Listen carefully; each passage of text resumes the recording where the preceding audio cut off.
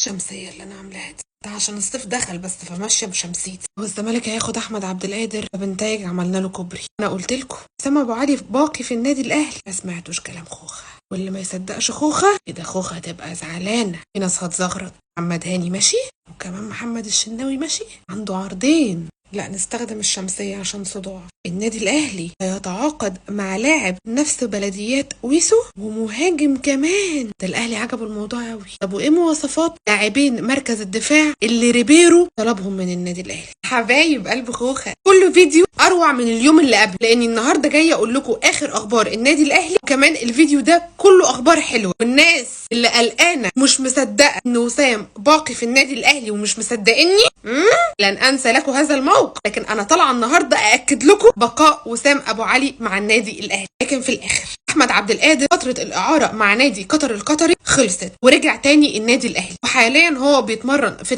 تدريبات تاهيليه، ان دلوقتي حاليا مفيش لعيبه بتتمرن، احنا في فتره بريك. ولكن الناس اللي طالعه بتسالني هو احمد عبد القادر رايح الزمالك يا خلود؟ يروح الزمالك. احمد عبد القادر بيرفض فكره ان هو يدخل في صفقات تبادليه، يعني النادي الاهلي مثلا يديه لفرقه وياخد بداله لعيب، هو رافض المبدا ده وهو عايز يرحل بشكل نهائي من النادي الاهلي. في كلام ان هو رايح نادي الزمالك، في كلام ان هو رايح نادي الزمالك، ولكن رايح نادي الزمالك مش رايح نادي الزمالك دي حاجه ما تخصناش. اي لاعب يحب يروح مطرح ما يروح، كل واحد عارف مصلحته فين. ان في حاجه اكيده لحد دلوقتي ان هو رايح الزمالك؟ لا. في كلام اكيد؟ لا. طب ايه قصه بنتايج دي يا خلود؟ كوبري تاني؟ هو انا قلبي لسه طار من جرح الكوبري الاولاني. في نادي دنمارك يرسل عرض رسمي لنادي الزمالك لضم الظهير الايسر نادي الزمالك محمود بنتايج. شكلها كده الصفقه ماشيه. كباريك يا اهلي، كل كوبري ولا اروع. اديله ايه زعلانين من كلامي ليه؟ يعني احنا خدنا كل المراكز منهم، جايين على المركز اللي احنا محتاجينه وهتبصوا لنا فيه. اكتر مركز احنا ما عندناش باك ليفت، محتاجين باك ليفت وبنتايج يليق بالنادي الاهلي. كل التوفيق للنادي الدنماركي في ضم لاعبنا محمود بنتايج. لا ذكر العروض، في نادي اماراتي يرسل عرض رسمي للنادي الاهلي لضم محمد هاني، ولكن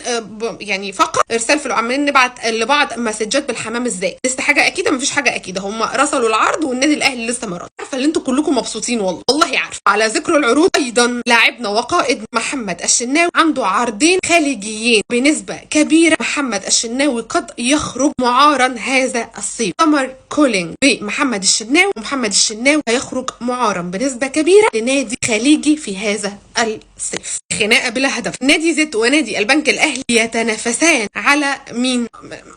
مش قادره. العقل زين على خالد عبد الفتاح. الاثنين بينافسوا على مين اللي يدفع اقل. كل التوفيق، يعني براحتكم، حد ينجز بقى، حد ينجز عشان احنا هنا.